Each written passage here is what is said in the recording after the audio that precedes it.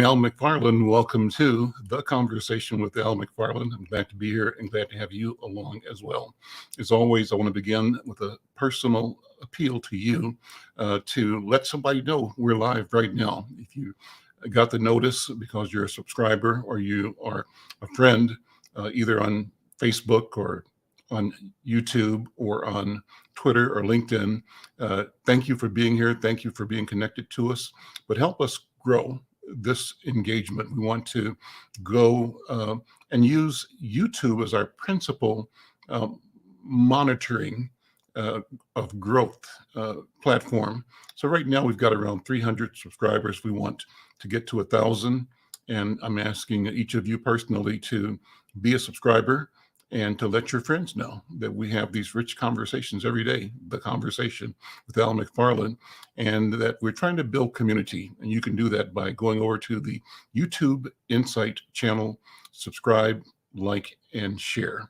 I want to begin today's program, as I normally do, with a hot box topic, we call it. And in the news today, apparently the courts have decided that Matt Gaetz will not be charged for alleged criminal sexual activity. I'm going to try to pull that press release up because I want to start with that. Interested in your concerns, your feelings, your thoughts about how that is unveiling. So the headline in a story that's on NBC, the headline says DOJ tells Matt Gaetz that he won't be charged in a sex trafficking probe.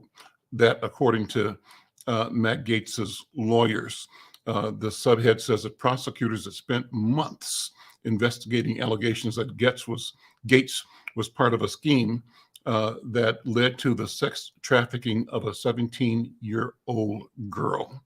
The story is written by Ryan Noble, Garrett Huska, Julia Ashley, Tom Winter, and Rebecca Shabbat, all of the NBC News organization. I'll read a couple of paragraphs. Again, interested in letting you know about it, but also what your thoughts are. Drop a note in the comments if you agree or have concern or angry or think this is the proper thing that our leadership should be doing.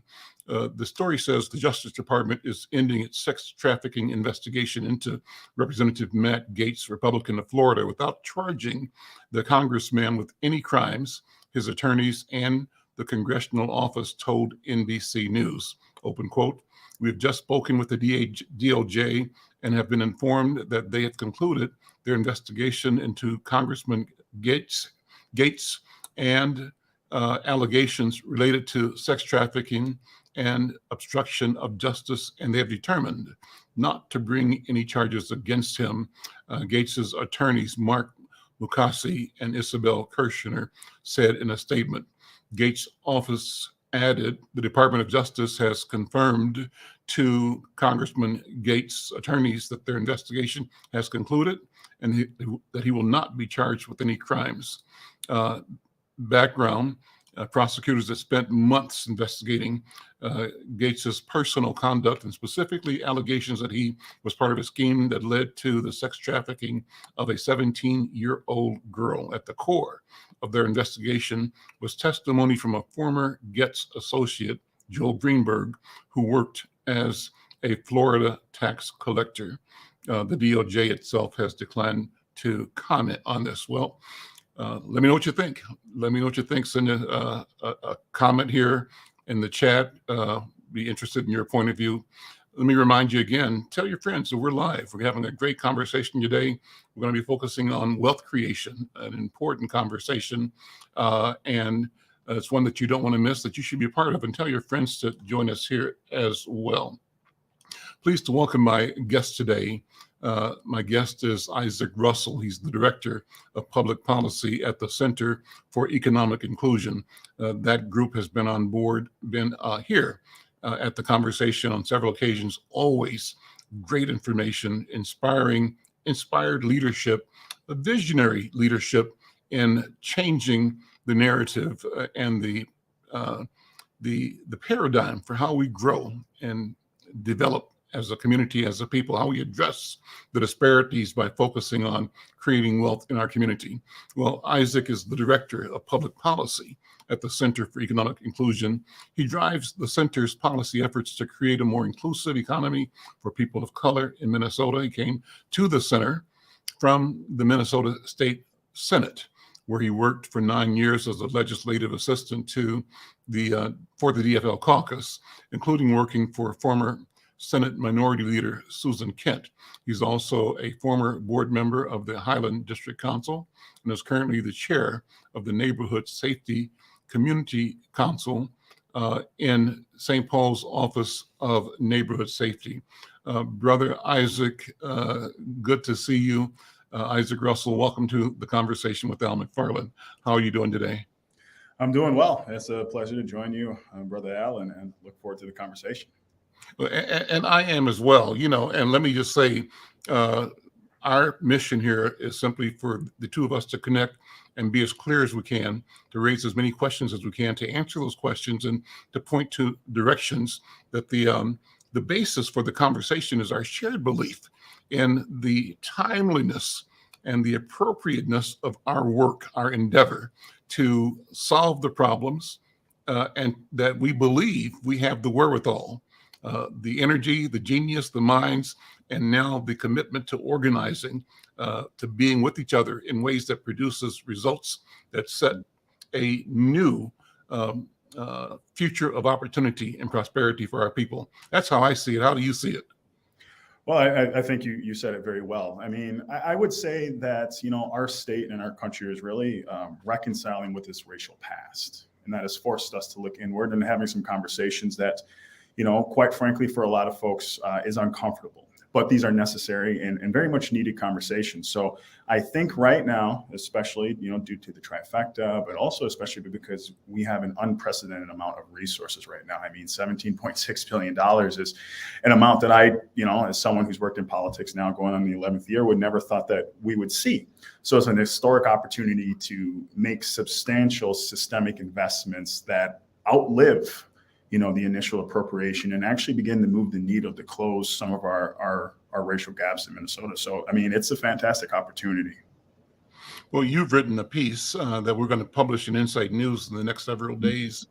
Thank you for what you've written. The piece is entitled Our $65 Billion Opportunity, How Investments in Racial Equity and Inclusion Will Impact Communities and the Economy for the Better. And I love framing the opportunity this way so that it removes the fear that has driven, I think, part of the majority community to always distance itself from genuine, bona fide, change-oriented activity in our community, to question it and to abandon things that they feel threatened by. And you're saying that there really isn't a threat. There's an opportunity for everybody to gain. Why don't you go through the points in that? You talk about policy leadership. You talk about a new day has dawned, and you talk about the highlights of the Governor Walz's proposed $65 billion. Is it billion, right? Yes. Yeah, but in your article, you talk about a subset of that, a $65 million budget highlight. So go through this article for me and use this walk through the article to frame today's conversation, where we are in Minnesota, what the legislative opportunities are, and how organizations like the Center can crystallize pathways for achieving and exploiting the opportunity in a positive way. No, absolutely. So from our vantage point, from the center's vantage point, is that we look to build wealth, in Black and Indigenous, Latino and Asian communities. The reason we identify these communities, we feel it's very important to call them out by name. Who are the people that we're intending to help? And when we take a look at this budget, with $65 billion, such an unprecedented amount allows us to have some massive opportunities in terms of, workforce development, in terms of efforts to build wealth for home ownership. It really runs the gamut of some of the opportunities that are available. Things like paid family and medical leave. We know that disproportionately workers of color have less access to paid family and medical leave, and we also understand that, for instance, Black women at a higher rate than their white female counterparts have to leave the workforce after initially having a child, right? It adds strains here. My own sister is someone who experienced having to take time off to have her child and had to have it uncompensated. So it's these sorts of things that begin to provide the assistance that is necessary now for people to stay in the workforce. But then also it's in terms of, for instance, looking at some of the workforce development that has been offered by Governor Walz. He is working with the Office of Higher Education. He's working with the Minnesota State system, for instance, on things around certifications. There is also efforts to expand the amount of money that is there and available for organizations that do this workforce development. He has set out a set of ambitious goals, as part of his workforce board just across the state, to develop this sort of talent that's necessary so that we can begin to shift people into these long-term careers and really build wealth. There's also efforts around home ownership. Housing is something that is, on the forefront of a lot of folks. As someone myself who was, housing insecure growing up, even experienced times of homelessness, the ripple effect that comes from the lack of housing just across both the family, and how that can transcend just that immediate generation and carry over to the next generation is profound. So we're seeing efforts within this budget to try to, for instance, do things around down payment assistance, which would help folks who are struggling to generate that sort of down payment necessary for them to become that first-time homeowner. This allows them to gain some money towards that.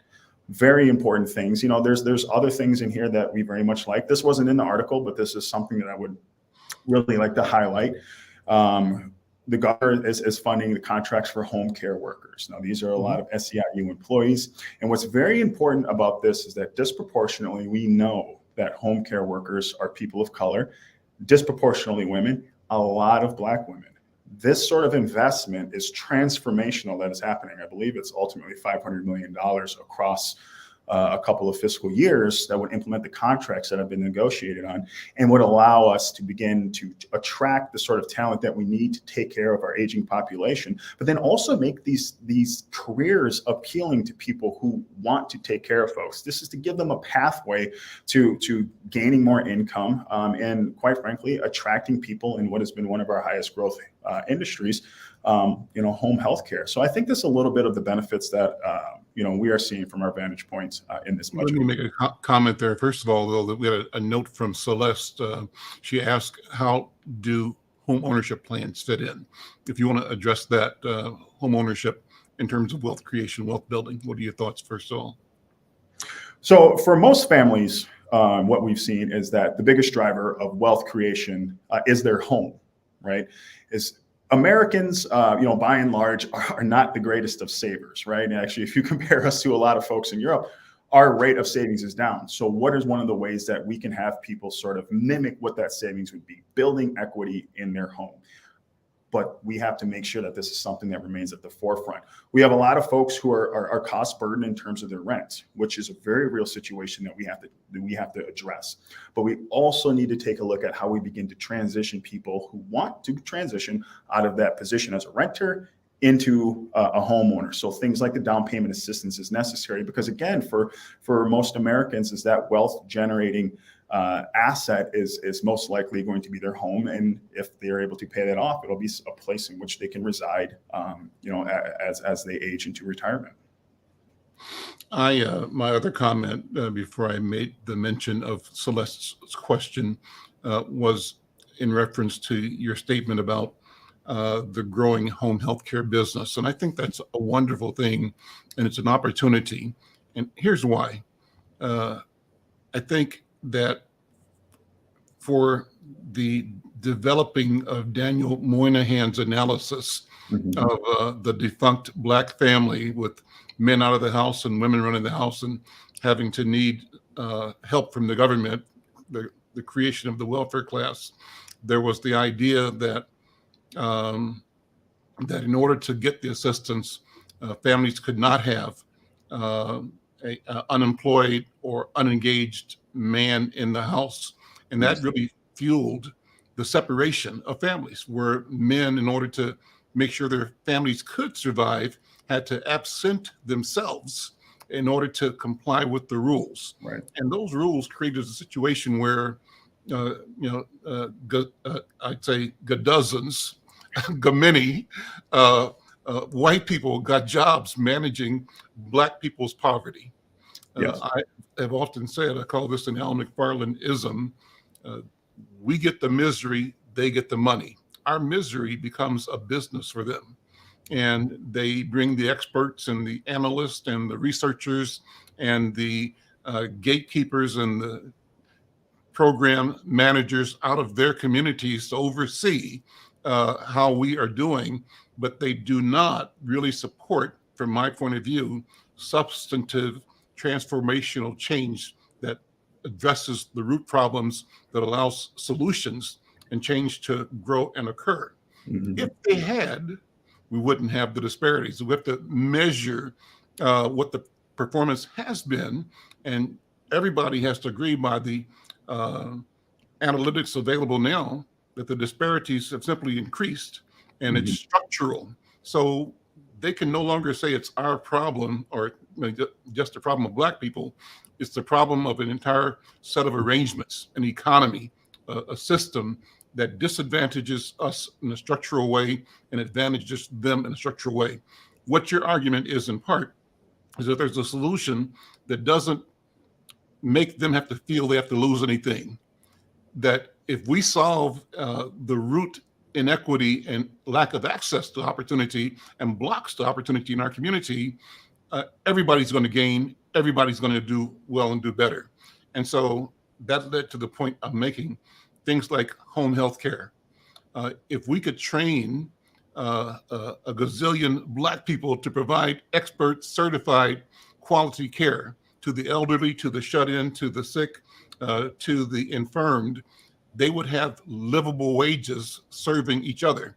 And what if we had a system for, I say mental health is a big issue right now, right? What if we had 30, 40 more, times more professionals in the mental health and therapy arena than we have now? People professional, getting paid, and serving neighbors, family, and friends. So I think that's transformational. And your comments made me think of that. I wanted to share it. No, I mean, this is a great opportunity. And so I think you bring up something that's very important. And from a public policy perspective, it's something that has not really been acknowledged, except for, maybe by academics who are writing books, and folks like you, right? People who have that knowledge that come from community, right? When we take a look at, for instance, managing the poor, right? It's really been a thing about managing the poor, but then also disciplining the poor. There was a point in time in which Black people were not allowed to be on AFDC. My father originally hails from Omaha, and he remembers when his mother originally went in because she was eligible for the program on paper, but was told, in not so many kind words, to get her Black self out of there. It wasn't for her. But when you began to see those laws in the 1960s that said, well, these people are eligible, so therefore apply, and you saw people of color, you saw Black people accessing the benefits that they're eligible for, now it becomes a problem that you have to manage, right? And it's not just a poor white problem. Now it's Black people that you have to manage. But then the conversation becomes, and you saw this in the 1990s, it becomes, how do you discipline Black people? The narrative switches from helping families to, well, we need to make sure we get rid of this generational poverty. We need to make sure that people shift off of this. So here comes some work requirements. We're going to shift you off. And regardless of whether or not that income that you are moving to when you leave, the public assistance is enough for you to survive, that's your issue. You're going to have to figure that out. So I think now when we begin to conceptualize the challenges and these inequities, these racial inequities that our state faces as opportunities for investments, then people begin to reorient that conversation away from you're taking from some to give to others. Instead, what we're doing is we are adding value to the economy. We are uplifting people who historically have not experienced that. And what happens when you have those programs at work? You know, I had a white grandfather who took the GI Bill, government funded, went and bought a home in the suburbs, being built at the time, since he was after World War II, by the government. And that historic investment in him allowed for, when my family was struggling, to lift me up and to make sure that I had the opportunities like Pell Grants, things like that, and I went to school. But the thing is that it shouldn't have to rely on me getting lucky who my grandparents are. It should be the state investing in people and seeing this as not just a Black problem to be managed, but as a problem of Minnesotans, and how do we make sure that everyone benefits from this economy? That is a productive conversation that I think people are having, and it needs to continue. We used the number, and you used it in your article, about the $60 billion opportunity, $65 billion. Explain that. That's the state proposed budget for the year, $65 billion. Explain that. So the $65 billion is what Governor Walz has recommended for his budget, so his portion. If you take a look at the federal funds that the state of Minnesota receives, the actual amount of programs and revenue that goes to pay for all that is well over $100 billion. We get things such as, you know, obviously block grants and all that other stuff, county, but his is at $65 billion for his proposed budget. And so the economy of the state, or the revenue of the state, what's the number? What's the gross output, I guess the right gross GDP of the state of Minnesota?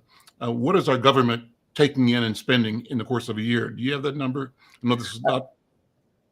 My apologies. I do not have that number offhand. But if he's proposing 65, and the fact that the state of Minnesota and all states cannot run a fiscal deficit, we're constitutionally and statutorily not allowed to do that, then the revenues, you know, and including, so his budget does include obviously the surplus.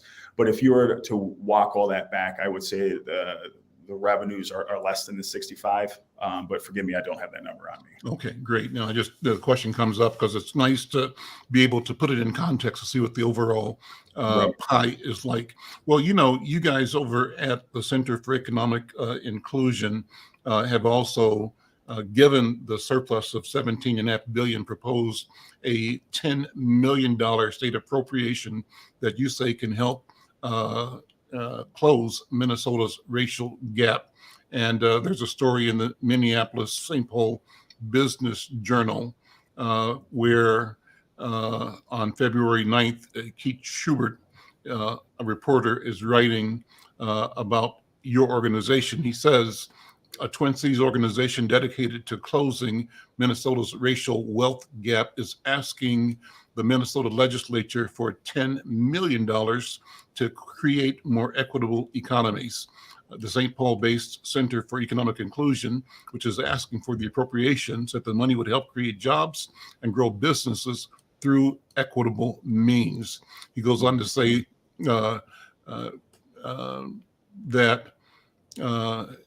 your organization states that history proves that when racial equity and economic inclusion are not prioritized in policymaking, the result is often inequitable policies, loss in economic growth, and harmful impacts to Black, Indigenous, Latino, and Asian communities that can ripple for generations. And that statement came out of a press release your organization released. Finally, I'll say that according to the House File 306, which is authored by Representative Ruth Richardson, DFLer of Mendota Heights, and Representative Athena Hollins, who's a DFLer from St. Paul, the $10 million appropriation in fiscal year 2024 would come from the general fund and flow through the Department of Employment and Economic Development to the Center for Economic Inclusion for strategic data-informed investments in job creation strategies that respond to the needs of underserved populations statewide. Well, that's I'll stop there, and you can unpack that, explain what that means. It gives me a chance to have you talk about the nature of the center, the role of the center, the vision of the center. So I'm going to let you go ahead and share.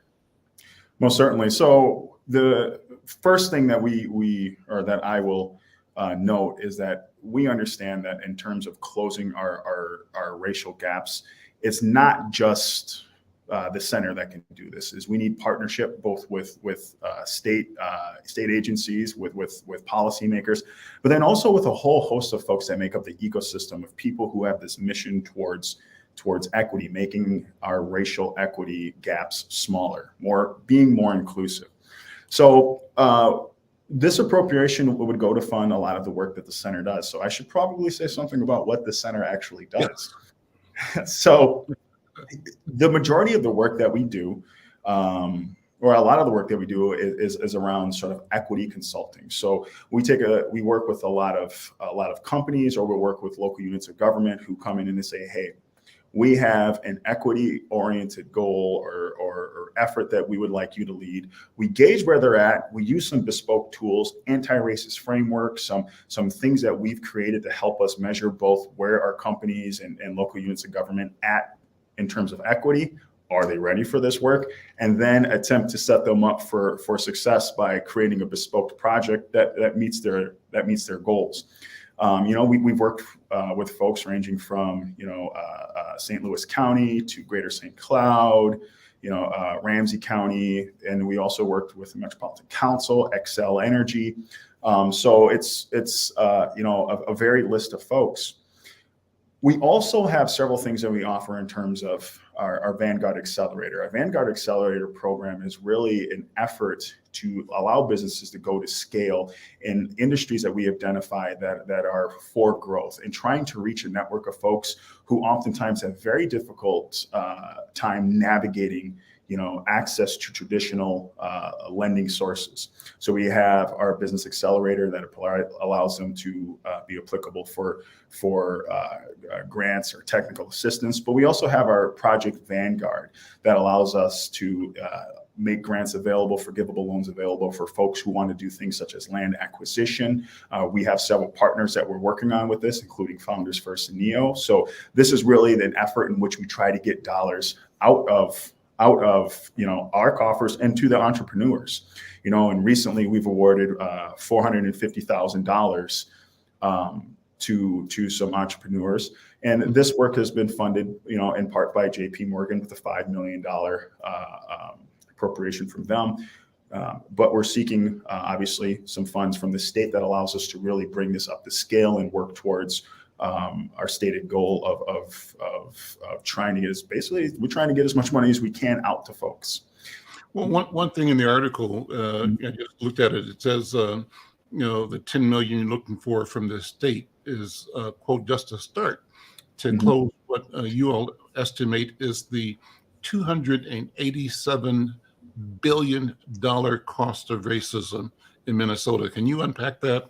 What does that mean? How do you come up with that number? And I think it's wonderful that you're naming the problem and naming it in a way that we can measure the solution, as opposed to looking at as something that's impossible, too big, intractable, and therefore not worth the investment of energy, time, and of money.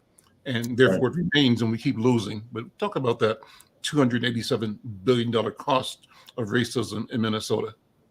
So when we take a look at what are the costs of racism, in part is we're saying that, for instance, when you don't allow, for instance, unpaid family and medical leave, Black women to have the same access as their white counterparts, that comes at a loss of wages because they have to exit the market. So what it is when we take a look at that is when we look at the lack of access to things such as healthcare, lack of access to things as education, all of these factors lead to what we call this lost wages, things that is a bit of a counterfactual, right? Because you're saying if we did have this, this is what we feel we could generate. And we think it's important to put a dollar figure on this because it begins to name the problem, but it also says to you, resources have to be allocated. It allows us to close this. And it also reveals the systemic nature of the challenge, right? You do not generate over 280, as the number you quoted, you do not generate that by not having its systemic challenges in the way, so that solutions have to be systemic. And this is our effort to both name what the issue is, but then also begin to point the finger at these are the resources that we need. One of the tools you all are using is called you call it REIN.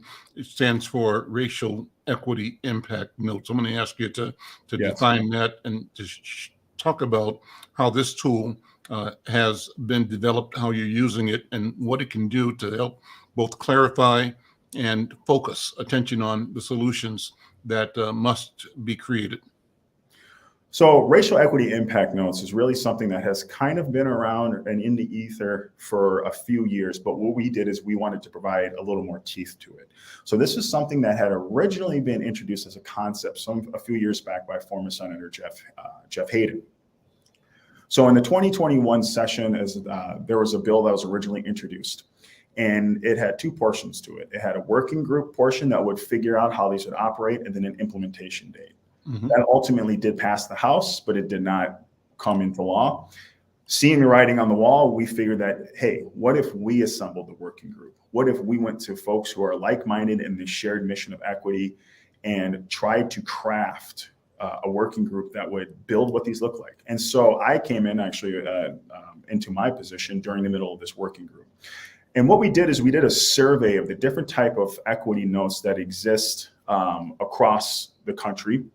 Oftentimes what we were seeing is that they were oriented more towards criminal justice, basically saying that, you know, if we're passing or a potential piece of legislation oriented towards criminal justice, what are the folks that are going to be impacted by this?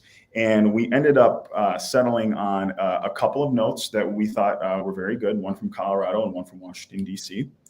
We put those together, did a bit of a trial run with two bills that had passed so we could generate some data so we could take a look at that, because one of the important things for the center is that we are data informed, right? Because we understand, again, the systemic nature of the challenges. From there, we evaluated the results. And since then, we have been working with policymakers to get this bill drafted, which we do have draft language as it exists right now.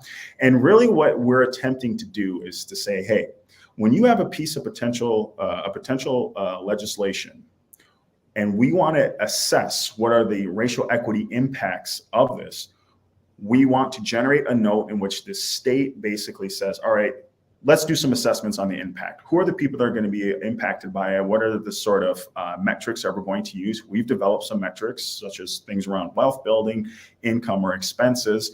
What does that look like for the populations we are targeting? And the idea is that if we are able to provide during session data for policymakers to be better informed about the pieces of legislation that they are advocating for, or perhaps not advocating for, that we would give them insights on how to better craft systemic and racially equitable solutions, for Minnesotans.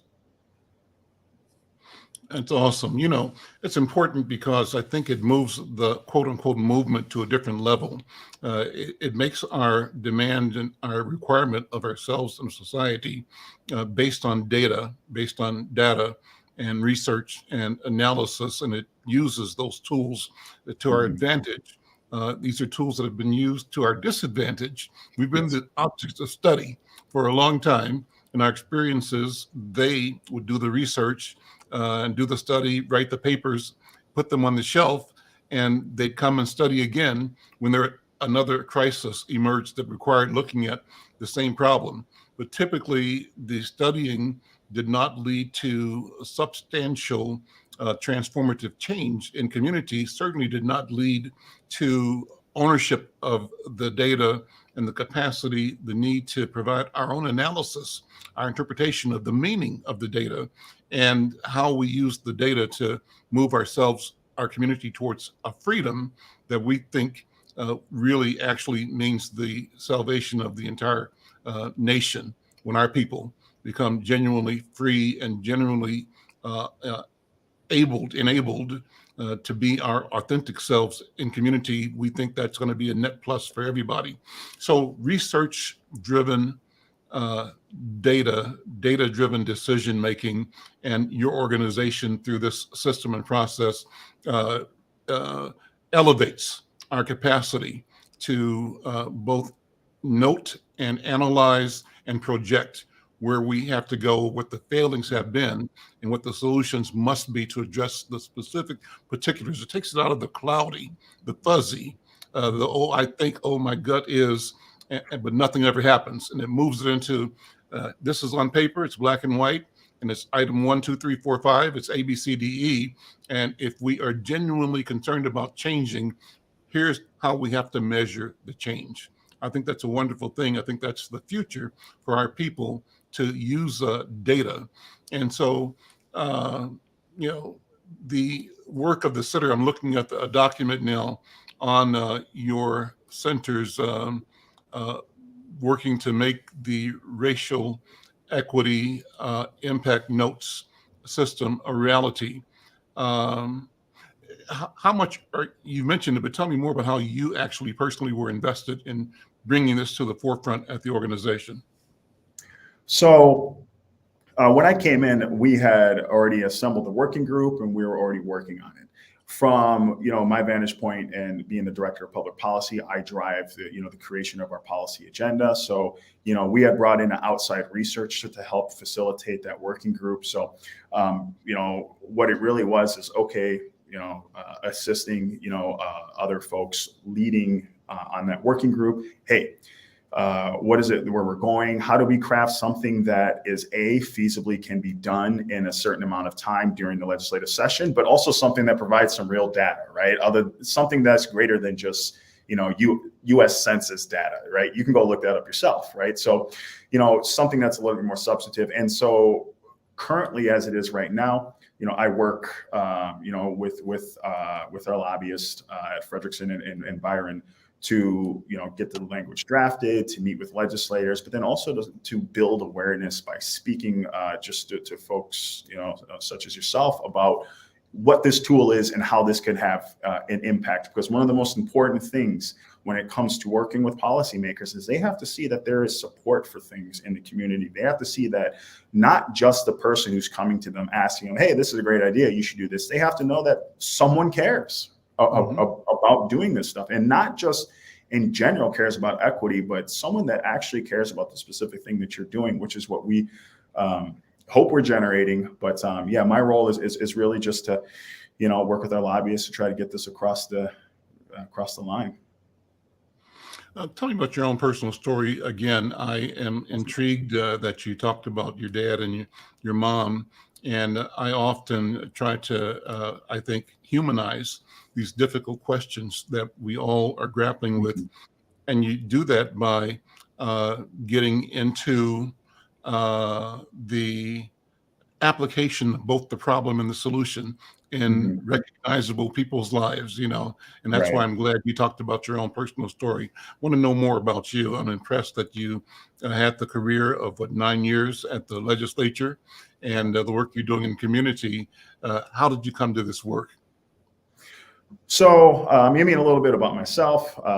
Look, we won't go back and cover all 39 years, but we might. Okay.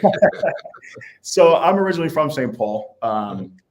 Lived over by the cathedral, but my family, we faced a lot of challenges. Throughout my younger years, is that my mom for most of that time was a single mother with my sister and my brother. Feel sorry for my mom because my sister's 10.5 months younger than me and my brother's 2 years, so she had us all right in a row. So as one enters the stage, the other one's exiting, but very stressful. But she had gone to school to be a nurse, and this was before nurses were paid what they're paid now. Not to say that they're living high on the hog, but nonetheless, it was just a different environment. And with 3 kids, that was something that we struggled with. So we had been on a lot of these benefit programs, right? So from a very early age, remember the food stamps, the funny money, going to the store with that. We had been in Section 8, as one of these sort of ironies in life, I guess. For a period of time, we lived with my father, and it was in a homeless shelter across the street from where I work right now. So Center for Economic Inclusion is in the Osborne building on Wabasha, and I was in a homeless shelter just across from Victory Ram. Every day I walk out and I see that entrance. How old were you at that time?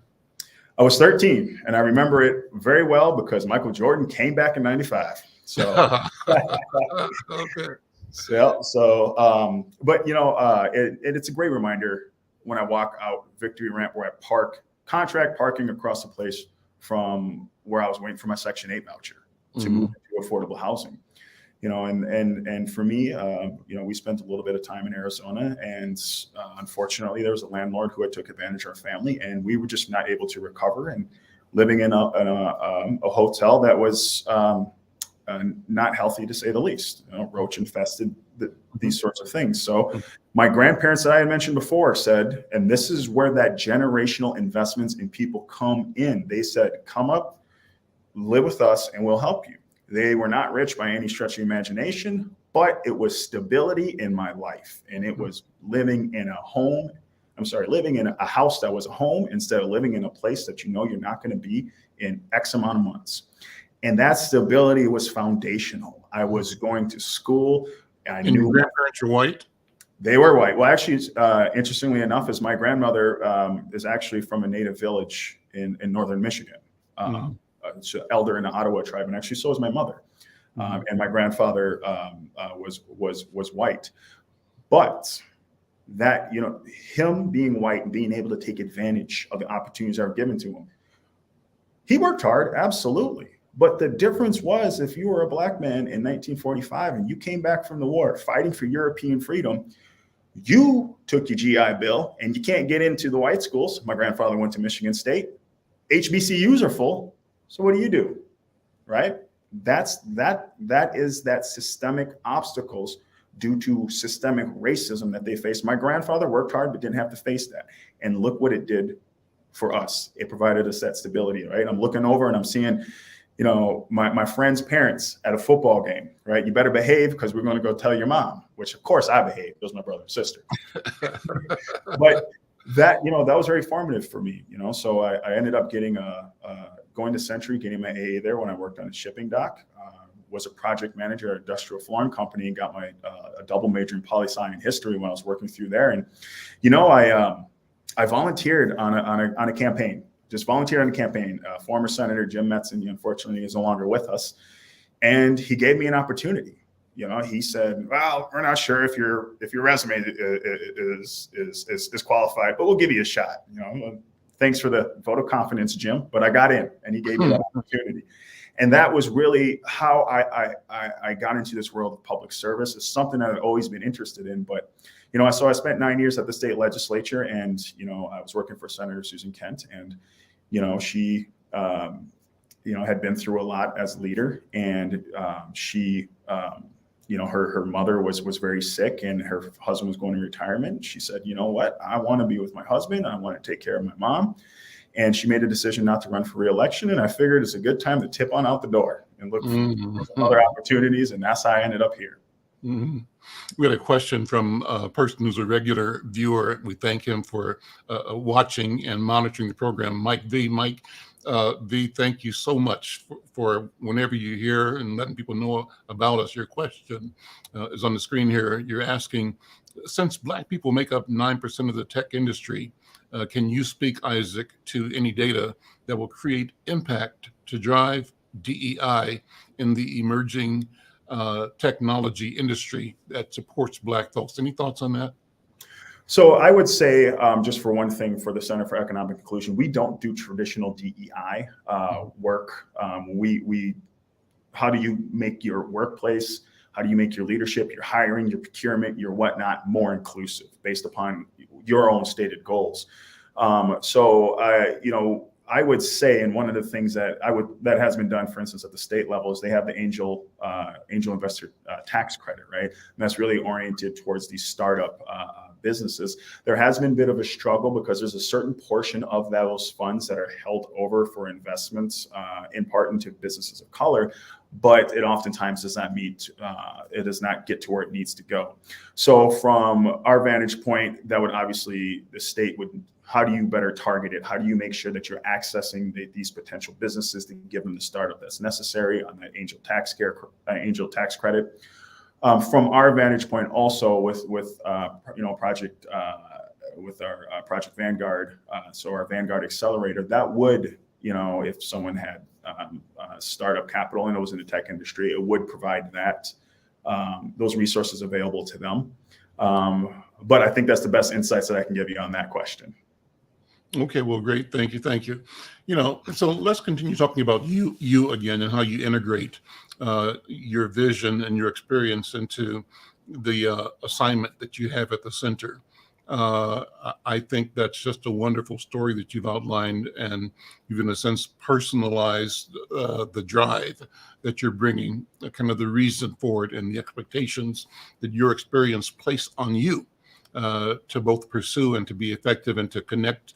And the beauty of what I'm hearing from you, Brother Isaac, is that you've been able to connect inside of an organization of like-minded people, probably stories, variations on the theme, but no exact same story, but all of us have experiences that are both unique to us and dissimilar at the same time.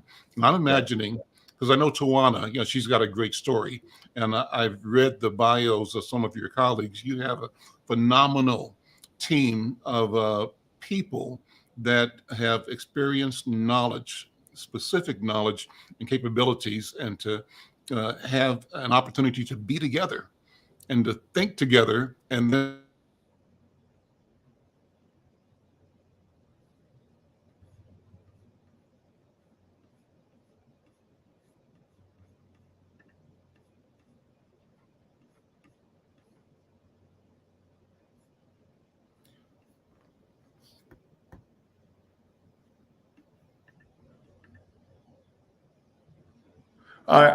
So I'm having a hard time. I cannot hear you right now.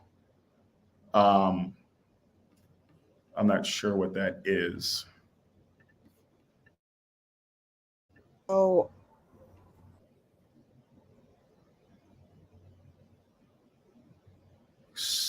Still can't hear you. I did hear someone else. Okay, it said, I think Yasmin said the audio went out.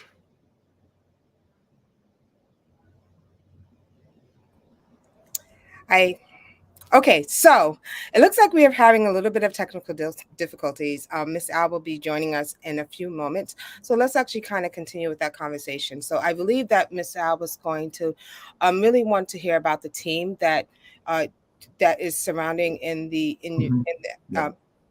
economic inclusion, and just talking about how you guys are coming together to really address the importance of racial and income inequalities. So why don't you share with us about the team, and then also share with us about, I know various states, especially for REIN, do impact the assessments. Assessments to help with racial legislation. So why don't you just tell me a little bit about that? So, I mean, I'll say about our team is fantastic. I mean, our team's bad, right? It's, all props to our team. We've been adding so many talented people. And for me, myself, as someone this is now my 11th year in policy, I'm connecting with folks who are teaching me so much about policy. Their experience is great. We have other folks just, who come from so many different industries, but they're committed to equity. They're committed to racial inclusion. And what they do is they bring their vantage point, right, where they're starting from, and they bring it into this mission, because they understand that in order to actually close these gaps, we're going to have to tackle it from multiple angles, right? I'm not sure. Can you hear me now? I can't hear you now. Okay, great. I wasn't sure that my fix worked, but okay, good. Keep talking about your team. Your team is fun. And thank you, Yasmin, for jumping in. That's why I'm lucky to have brilliant people like Yasmin around me to make this thing happen and to just pick it up and run with it. So, but it means the world. And like I said, when I read the bios, and we will run stories on new hires at the center, because we think it's important to elevate you and to elevate the team members, elevate the work. Our objective is to create new conversations among our people, conversations that are infused with the idea of our capability, of our capacity, of our commitment to success, and even of redefining what success is, because it may be different for us than it is for other people, but coming up with recognizing what defining reality means, and coming up with the idea that we have a duty.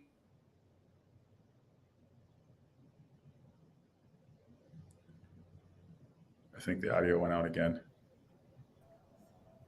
Okay, so it looks like we have audio issues again. So I apologize, guys, in advance. Mr. Al is going to hop back off and then come back on, and hopefully everything will be fixed. But in the meantime, Isaac, I think that you understand what the direction that Mr. Al was going. And so, share what you wanted to share.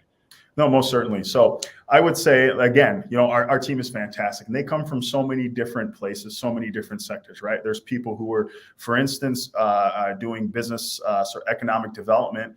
They were doing it in Southeast Asia, and now they're here and they're working on racial equity in Minnesota. We have folks who are doing business development, workforce development, people who are doing workforce development, in North Minneapolis, people who are doing it across the state, people doing economic development from St. Paul, myself working with policymakers, just up at the Capitol. But we understand you have to have a systemic solution that brings in people from so many different angles so that you can see things that you don't see, right? There's a lot that I don't see on how to close these gaps. I'm not a business person, right? So I sit at the feet of our folks who have that sort of expertise. But my area that I come in is to work on that sort of policy.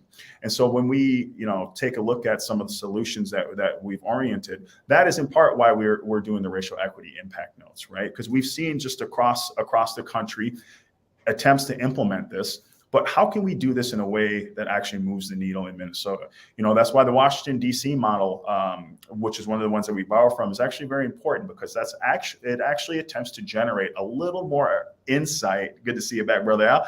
A little more insight about how you would actually produce one of these notes, and then how you could actually close some of these gaps, right? And these sorts of efforts, just would not be possible without the folks that we have here at the center. And again, they're all bringing their own individual expertise. They all have their own story. We have so many, women of color. We have people who are white, who are dedicated, which is something that is absolutely essential and necessary. Is white people having tough conversations with people who assume that just because someone that looks like yourself, Al, or me are not in the room, that they think that they can say certain things. Mm-hmm. It's making sure that you have people who are saying, you know what, I don't think so. But I think what is very important, and I think that's something that the center offers, is that we have folks who hey, we have to deliver results for people, right? And not only do we have to deliver results, is that we understand, because the positions that we're at, various stages in our career, that you can't die on every hill. You have to make sure that when you're going out there and you're fighting, you still got to deliver something to people. So that's one of the foundational things for me when I'm working with policymakers. It's one of the foundational things for me. I'm running for city council in St. Paul. It's one of the foundational things for that, is that when I'm doing something, is what I'm doing going to A, move the needle on what I'm trying to do, but then B, when I go to sleep at night, do I think I'm doing the right thing? Right. And I know that this is not about me. This is not about the center name and headlights or anything like that. This is about delivering to folks. And as you keep people at the center of what your efforts are, well, then you're going to find some allies. You're going to have some tough conversations, but you're going to begin to move forward. And that's essential. I think what you have to discover, are you hearing me now? Hearing me okay now? Yes, sir. Good. I hope it sticks this time. What you have to discover too, and I'll ask you to address this, Isaac, is that there's plenty of work, a lot of work, and all of us have places we can work and work best. Okay. And a criticism that we have to offer ourselves is that too often in the past we've been positioned to work at cross purposes to each other. And so someone would say, oh, what the center is doing, that's what somebody else is doing, or that's what someone else is doing. And because one person is operating in that arena, another person shouldn't, another shouldn't. But the reality is that we need everybody to do all they can all the time, wherever they can do it.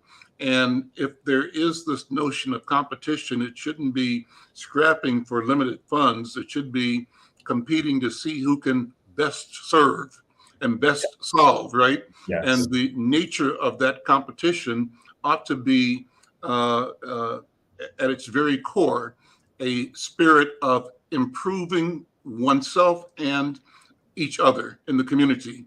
And that's a healthy competition, but it's not the kind of competition we've been forced to play in, which encourages us to devalue each other and to destroy each other for somebody else's benefit. That story comes out of, I think, Ralph Ellison's Invisible Man. There's a scene of brothers being put into a boxing ring for the enjoyment of some Southern people.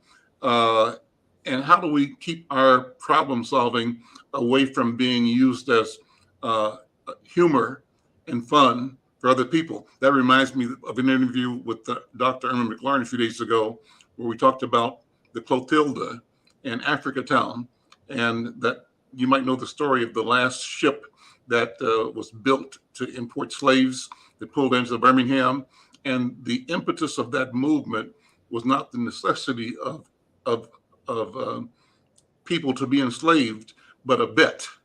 I bet you I can do this. And so that dehumanizes us. And so I'm glad to see that you all are operating. And I ask you, how do you operate in a way that guards against that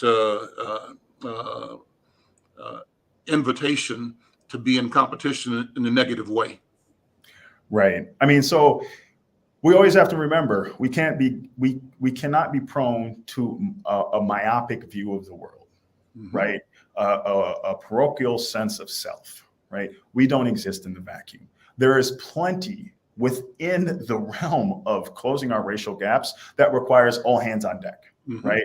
And that does not mean that, folks are like, well, we're also going for that grant too, right? I'll tell you what, if you get it, congratulations to you. And I hope you close those gaps, right?